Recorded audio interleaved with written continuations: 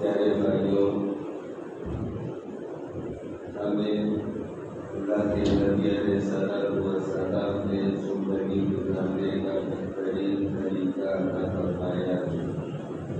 ہماری خوش قسمتی ہے، ہماری خوش نصیبی ہے کہ ہم جو اللہ کے نبی علیہ السلام نے طریقہ بتلایا اس کے مطابق ہم زندگی گزارے۔ آپ نے زندگی کے جس شعبے میں ہو، زندگی کے جس عمل سے ہو، جس جگہ پر ہو، ہمیں کیسا رہنا، کیا کرنا، کیا نہیں کرنا، یہ ساری باتیں اللہ کے نبی علیہ السلام نے ہمیں بتا دی ہے۔ اب ہماری ذمہ داری ہے کہ ہم پیارے آقا صلی اللہ علیہ وسلم کے طریقے کے مطابق اپنی زندگی کو بنائیں، اس کے مطابق ہم اپنی زندگی گزاریں۔ ہمیں پیاسا نہیں چھوڑا ہے، کسی بھی آقا صلی اللہ علیہ وسلم کو حالیہ کامل پوری ہدایت کرنے والے، بہتری کرنے والے، راستہ بتانے والے، آپ سے بڑا راستہ بتانے والا کوئی نہیں۔ اللہ کے نبی علیہ السلام نے ہر چیز کا راستہ بتایا، پیشاب کا طریقہ بھی آپ نے بتایا، رہن سہن کا طریقہ بھی بتایا، کاروبار کا طریقہ بھی بتایا، والدین نے تو اولاد کے ساتھ رہنے کا طریقہ بتایا، اولاد کو والدین کے ساتھ کیسا رہنا یہ بتایا۔ آج کی مجلس میں آپ کے درمیان میں آتا رہتا ہوں، رات کو بھی آتے ہیں ہم 10:30 سے 11:15 11:30 بجے تک بات ہوتی ہے۔ ماشاءاللہ بہت اچھے شرح کے لوگ یہ جمع ہوتے ہیں، بہت اچھا فائدہ ہوتا ہے، لوگ سوال بھی پوچھتے ہیں۔ جو نہیں آتے تو اس کو بھی شریک ہونا چاہیے دینی مجلسوں میں۔ آج مجھے ایک بات سمجھانی ہے، وہ بات یہ ہے کہ دیکھیے ہم آپس میں رہتے ہیں، مسجد میں نماز پڑھتے، محلے میں رہتے اور ساتھ میں کاروبار کرتے اور ملنا جلنا رہتا، تو اس سلسلے میں بھی اللہ کے نبی علیہ السلام نے ہمیں جو طریقہ بتایا کیسے رہنا چاہیے، ہمیں مسلمانوں کے ساتھ میں کیسا معاملہ اور برتاؤ کرنا چاہیے۔ مسلمانوں کو چھوڑیے، تمام لوگوں کے ساتھ میں ہمارا کیسا معاملہ ہونا چاہیے وہ اللہ کے نبی علیہ السلام نے ہمیں بتایا، اس کے مطابق ہماری زندگی ہونی چاہیے۔ آپ نے فرمایا المسلم من سلم المسلمون من لسانہ ویدہ، بس یہی بات مجھے سمجھانی ہے۔ اور ایک روایت کے لفظ ہے المسلم من سلم الناس من لسانہ ویدہ، پکا مسلمان اس کو کہا جائے گا، کامل مسلمان اس کو کہا جائے گا۔ مسلمان کہنے کا حقدار تو وہ شخص ہے کہ جو ایسی زندگی گزارے کہ اس سے دنیا کا کوئی مسلمان یا دنیا کا کوئی انسان دکھی نہ ہو، اپنے اعمال سے، اپنے بول سے، اپنے کسی بھی حرکت اور اشارے سے کسی مسلمان کو یا کسی انسان کو تکلیف نہ پہنچے، تو اس کو کہا جائے گا کامل مسلمان۔ اسی لیے اللہ کے نبی علیہ السلام نے حدیث پاک میں بیان فرمایا، امام غزالی علیہ رحمہ یہ حدیث بیان فرماتے کہ اللہ کے نبی علیہ السلام سے حضرت ابو ہریرہ رضی اللہ تعالیٰ عنہ نے سوال کیا کہ آقا مجھے کوئی ایسا عمل بتا دو کہ جس پر میں عمل کروں اور مجھے نفع پہنچے۔ تو آپ نے فرمایا کہ تم زندگی میں ایسی زندگی گزارو کہ تمہارے کسی عمل سے کسی ایمان والے کو تکلیف نہ پہنچے۔ یہ آپ علیہ السلام نے حضرت ابو ہریرہ رضی اللہ تعالیٰ عنہ کو یہ ہدایت فرمائی۔ آپ نے ایک حدیث میں بیان فرمایا جائز نہیں کسی ایمان والے کے لیے، مسلمان کے لیے، کہ کسی ایمان والے کو اس انداز سے دیکھے کہ وہ دیکھنے کی وجہ سے سامنے والے ایمان والے کو تکلیف پہنچے. ایسی نظر سے دیکھنا بھی نظری توزی، ایسی نگاہ سے دیکھنا کہ جس سے ایمان والے کو ذرا دل دکھے کہ میری طرف ایسا کیوں دیکھتا ہے. تو یہ دیکھنا بھی اللہ کے نبی علیہ السلام نے فرمایا جائز نہیں ہے. اتنی رعایت کی گئی ایمان والے کی. ایک حدیث پاک میں مشکات شریف کی روایت ہے، آپ علیہ السلام نے بیان فرمایا کہ 3 کام ایسے ہیں کہ وہ 3 کام اگر کوئی آدمی کرے گا تو یہ کام کرنے والا یہ لعنت کا مستحق بن جاتا. لعنت کا مستحق کا مطلب کیا؟ اللہ کی رحمت سے دور. لعنت کا مطلب اللہ کی رحمت سے دور.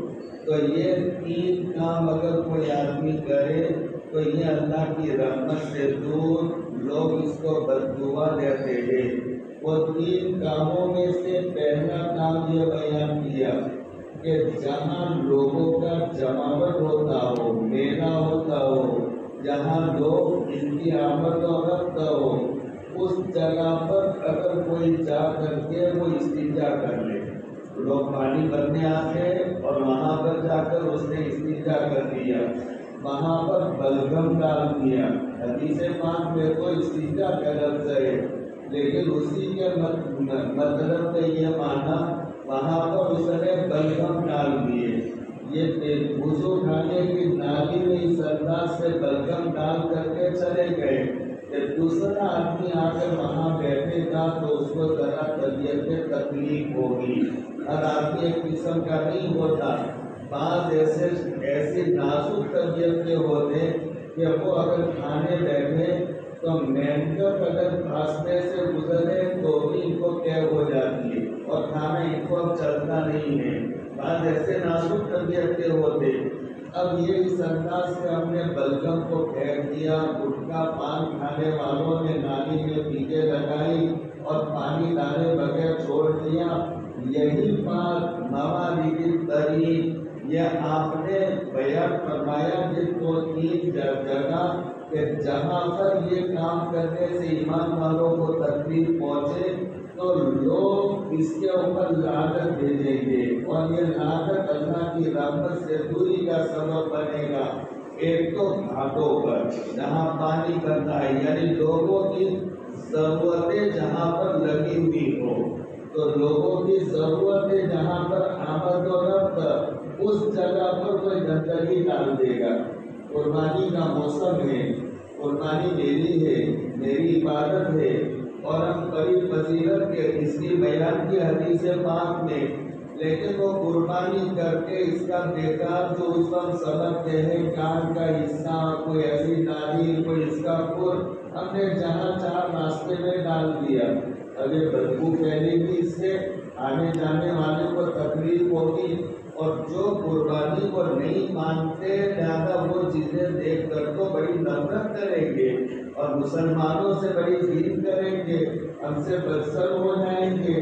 تو یہ ڈالنا یہ حدیث میں کہا گیا ہے یہ لعنت کا سبب ہے. تو یہ تکلیف دینے والا کام اس انداز سے جہاں لوگوں کی آمد و رفت ہو. دوسرا، راستے میں اگر کوئی ایسی چیز ڈال دے، استنجا کرتے راستے میں، طریق کا لفظ ہے، تو وہی بات مجھے سمجھا نہیں. آج ہمارے سب جگہ پر یہ عمومی مسئلہ ہے. سب دیہاتوں میں، ہمارے سریپور شہر میں بھی اور سب دیہاتوں میں عورتیں یہ خیال نہیں رکھا کرتی میری آواز ابھی میری ماں بہنیں بھی سنتی ہے.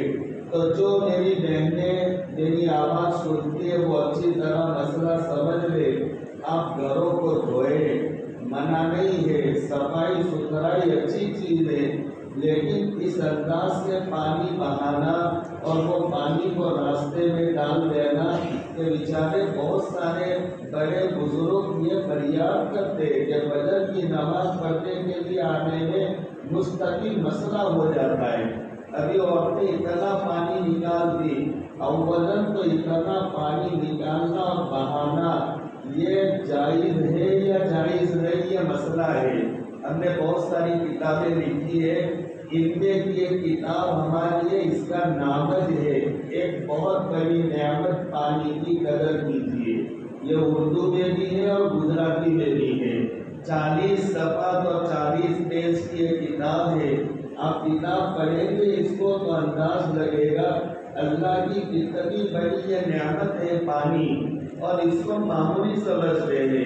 جہاں پانی نہیں ہے، جہاں پانی کے اب یہ میٹر لگ گئے، وہاں پر جا کر کے ہم پوچھیں کہ وہ پانی کتنی قیمتی نعمت ہے۔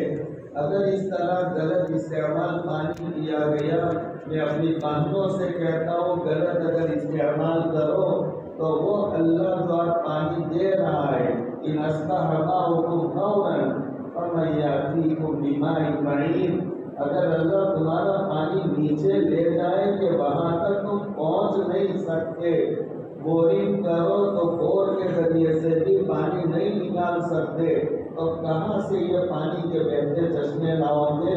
پھر یہ بوند بوند کے لیے تڑپو گے۔ تو یہ پانی راستوں میں جو ڈالتے، اور یہ راستوں میں گاڑیاں جہاں پر مرضی آئی وہاں پر پارک کر دیتے۔ بہت بڑے مفتی ہے پوری دنیا میں، میری نظر میں پورے عالم میں سب سے بڑے عالم اگر کوئی ہے تو پڑوسی ملک کے ایک عالم ہے مفتی تقی عثمانی۔ یہ میری نظر کی میں بات کرتا ہوں، ان سے بڑا کوئی میری نظر میں نہیں۔ وہ بیان فرماتے ہیں اپنی کتاب میں مسئلے بیان کرتے ہوئے کہ راستوں میں جہاں پر جی چاہے وہاں پر آپ گاڑی پارک کر کے چلے جاؤ کہ دوسروں کو گاڑی لے کر وہاں سے گزرنے میں یا دوسرے کو راستہ چلنے میں تکلیف ہو، تو یہ تمام راستہ والوں کا آپ حق ضائع کرتے ہو۔ کل اللہ کے گھر اللہ کے سامنے اس کا حساب دینا پڑے گا۔ آپ جہاں چاہو وہاں پر گاڑی پارکنگ کر دی، آنے جانے والوں کو کتنی تکلیف ہو رہی ہے۔ ارے مذہب اسلام میں تکلیف دینے کا کوئی تصور ہی نہیں ہے۔ ہم تو راحت پہنچانے کے لیے آئے میرے بھائیوں، ہمارے بول سے راحت، ہمارے عمل سے راحت۔ ہم کو صرف 2 تہوار دیے مذہب اسلام میں، 2 تہوار۔ آقا مدینہ منورہ میں گئے تو صحابہ کرام کو دیکھا کہ وہ صحابہ کرام 2 دن ان کے ایسے آئے جن کو فقہا بیان کرتے اپنی کتابوں میں نیروز اور مہرجان، یہ 2 تہوار اس وقت منائے جاتے تھے جو فلسفیوں نے وہ 2 دن متعین کیے تھے۔ تو آپ نے ان سے پوچھا مہاذان یومان، یہ 2 دنوں کی حقیقت کیا ہے؟ تو صحابہ نے کہا کنا نلعب فیہما بالجاہلیہ، ہم شروع سے ایسا کرتے چلے آ رہے، ہمیں پتہ نہیں ہے کہ کیوں ہم مناتے، اس کی حقیقت کا علم نہیں ہے۔ آپ نے ان کو جواب میں فرمایا کہ رزقکم اللہ بہما خیرا منہما یوم الاضحیٰ و یوم الفطر، اللہ نے ان کے بدلے میں تمہیں بہترین 2 دن عطا فرمائے، ایک رمضان کے بعد آنے والا دن جس کو عید الفطر کہتے، اور ایک قربانی کا دن۔ اس کے علاوہ تیسرا کوئی تہوار مذہب اسلام میں نہیں ہے، لیکن وہ تہوار میں آپ غور کرو۔ اب میں جو کل یا پرسوں جو رات کو میں نے 1 گھنٹے تک بات کی کہ صدقہ فطر کیا ہے، یہ سمجھایا، لوگوں نے اس کو سمجھا اور مسئلے بھی پوچھے۔ اب یہ ایک تہوار کی وجہ سے کتنے گھر آباد ہوتے، کتنے یتیم اور بیواؤں کے گھر پر یہ روزی پہنچنے کا ایک سبب بنتا ہے ہمارا تہوار۔ قربانی کے 3 دنوں میں آپ یہ کیا کہتے یہ اکانومی، اب یہ اگر بہت ڈاؤن ہو اور جب بقرعید کا موسم شروع ہو جائے تو وہ GDP ایک دم سے بڑھ جاتی ہے، وہ 4-5 دنوں میں، اور پورے ملک میں امیر غریب سب کے گھر پیسہ پہنچ جاتا ہے، یہ جانور پالنے والے بھی غریب۔ اب یہ تہوار ہمارے، اس میں ہماری GDP یہ دونوں تہواروں میں بڑھ جاتی۔ یہ ہمارا مذہب تو فائدہ ہی پہنچانے والا تکلیف پہنچانا، کسی کو دکھ دینا، کسی کو دکھی کرنا، یہ ہمارے مذہب اسلام میں کوئی تصور نہیں۔ اس لیے میں اپنے بھائیوں سے، میری آواز سننے والی بہنوں سے میں یہ کہتا ہوں، یہ راستوں میں آپ اس انداز سے پانی نہ نکالو کہ جس سے آنے جانے والوں کو تکلیف ہو۔ اور یہ حدیث پاک میں اس کو سخت لہجے میں منع کیا گیا اور کہا کہ اس کی وجہ سے لوگ ایسا کام کرنے والوں کو بددعائیں دیتے، اللہ کی رحمت سے دور ہونے کی بددعائیں دیتے۔ تو یہ کام ایک تو لوگوں کا جماعت جہاں ہو وہاں پر کوئی گندگی نہیں، اس میں وضو خانہ بھی آ گیا، جہاں پانی بھرنے میرے لوگ جاتے۔ دوسرا، راستے میں تکلیف دینے والی چیز آپ نہ ہٹاؤ۔ ایک اللہ کے نبی علیہ السلام بیان فرماتے، میں نے ایک صاحب کو جنت کے میووں میں اور میوہ کھاتے ہوئے اور گھومتے ہوئے میں نے دیکھا جنت میں۔ یہ آقا دیکھ سکتے نور نبوت سے، اور وجہ آپ نے بیان فرمائی، اس وجہ سے کہ اس نے راستے میں سے ایک ایسا درخت کاٹ دیا تھا کہ جس درخت کی وجہ سے راستے میں چلنے والوں کو تکلیف ہوتی تھی۔ یہ تکلیف دینے والی چیز کو اس نے دور کر دیا۔ آپ نے فرمایا میں نے اس کو جنت میں دیکھا، بہت گھوم رہا ہے، پھر رہا ہے اس عمل کی وجہ سے۔ تو ہمیں تو تکلیف دینے والی چیز کو دور کرنے، ہٹانے کا حکم دیا گیا، نہ یہ کہ راستوں میں تکلیف دینے والی چیز ڈالے۔ تو ہم مکان گھر دھوئے، ہماری بہنیں دھوئے تو پانی زیادہ اوور استعمال نہ کرو، اور کم استعمال، اور وہ راستے میں نہ آئے، اور اس انداز سے وہ پانی نہ آئے، راستے میں جمع نہ ہو کہ آنے جانے والوں کو تکلیف پہنچے۔ اگر تکلیف پہنچتی ہے تو ہمارا یہ عمل شریعت کی نگاہ میں صحیح نہیں ہے، ہم اچھا کام نہیں کرتے، اور یہ غلط کام کہا جائے گا۔ مسلمان کی شان کے خلاف ہے، المسلم من سلم المسلمون من لسانہ و یدہ۔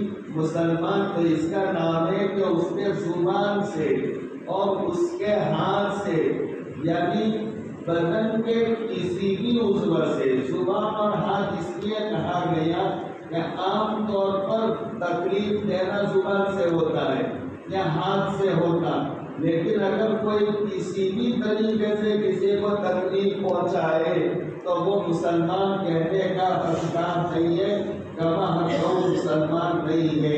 اس لیے یہ عمل سے میں امید کرتا ہوں محلوں میں اس طرح گھروں کے سامنے ایسا پانی نہیں نکالیں گے۔ آپ لوگ تو ارادہ کر لو انشاءاللہ نہیں نکالیں گے، کہو انشاءاللہ۔ اور جو میری بہنیں میری آواز سن رہی ہے وہ بھی ارادہ کرے کہ ایسا نہیں کریں گے۔ دیکھو میں بار بار کہتا ہوں، ایسی زندگی جی کر کے جائے ہم، ہمارے جانے کے بعد لوگ ہمیں یاد کریں۔ ایک جنازہ چلا تو اللہ کے نبی علیہ السلام نے دو باتیں بیان فرمائی، یا تو وہ آرام پانے والا یا لوگوں نے اس سے آرام پا لیا۔ کیا مطلب ہے کہ وہ دنیا کی پریشانیوں اور جھمیلوں سے بچ کر آخرت کی نعمتوں میں چلا گیا اور وہ سخی ہو گیا اور اللہ نے اچھی حالت میں، یا وہ ایسا تھا کہ آتے جاتے سب کو لاتے مارنے والا، پھیلے مارنے والا، گالیاں دینے والا، اور کوئی بھی سامنے ملے تو بس اس سے کبھی اچھی بات نہیں کرنا، تو اب وہ جائے گا تو اس کا جنازہ جب چلے گا تو لوگ کہیں گے بلا کری، تو لوگوں کو راحت ملی اس سے۔ تو ایسے نہیں مرنا ہے ہمیں کہ ہمارے موت پر یوں کہیں کہ بلا کری، ایسے نہیں مرنا، بلکہ ہماری موت پر لوگ آنسو بہائے، جانور آنسو بہائے۔ ایک بڑا آدمی تھا، بڑا انسان تھا جو ہمارے درمیان سے رخصت ہو گیا، اور ہماری موت پر رشتہ داروں سے زیادہ محلے والے روئے، رشتہ داروں سے زیادہ دوسرے اڑوس پڑوس کے لوگ روئے۔ تو ایسی زندگی گزار کر کے ایک حدیث پاک میں ایمان والے کی شان کو بیان کی، المؤمن مرآۃ المؤمن، مومن اور ایمان والا یہ تو ایک آئینے کے معنی ہوا کرتا ہے۔ المؤمن مرآۃ المؤمن، مومن کی مثال ایک آئینے کی طرح ہے۔ کیا مطلب ہے اس کا؟ آئینے کی کچھ صفت بیان کی گئی ہے کہ آئینہ جس میں آپ اپنا منہ دیکھتے ہو، صبح میں جب جاب تجارت ملازمت دکان میں جاؤ تو سب سے پہلے آئینہ دیکھتے ہو، تو وہ آئینہ سب سے پہلے تو صاف ستھرا ہونا چاہیے۔ آپ اس کا چہرہ دیکھتے، اپنا چہرہ دیکھتے گئے، اگر وہ آئینہ تھوڑا میرا کچیلا ہے، دھندلا ہے، تو آپ رومال اور دستی سے پہلے اس آئینے کو صاف کر دیں گے۔ اللہ کے نبی علیہ السلام کا یہ فرمانا ہے، مقصود ہے کہ تم آئینے کی طرح صاف رہو، تمہارے ذمے کسی بندے کے حق بھی نہ ہو، اللہ کے حقوق بھی نہ ہو، صاف ستھری زندگی گزارو، تمہارے ذمے کسی کا کوئی حق باقی نہیں رہنا چاہیے، آئینے کی طرح۔ اور دوسرا المؤمن مرآۃ المؤمن، آئینے کی ایک صفت یہ ہوتی ہے کہ وہ آئینہ کوئی پرائم منسٹر، وزیر اعظم، وزیر داخلہ اور کوئی بہت سے بڑے سے بڑا آدمی بھی اگر آئینہ دیکھے اور اس کے منہ پر کوئی ایسا غلط داغ لگا ہوا ہو تو وہ آئینہ، یہ کہ پرائم منسٹر صاحب ہیں تو اس کو نہیں بتانا چاہیے، ایسا نہیں، اس کو بھی بتا دیتا ہے۔ اور کوئی فقیر آئینہ دیکھے تو اس کے ناک میں سے کوئی ریت ریتش نکلتی تو وہ اس کو بھی بتا دے گا، پرائم منسٹر کو بھی بتا دے گا۔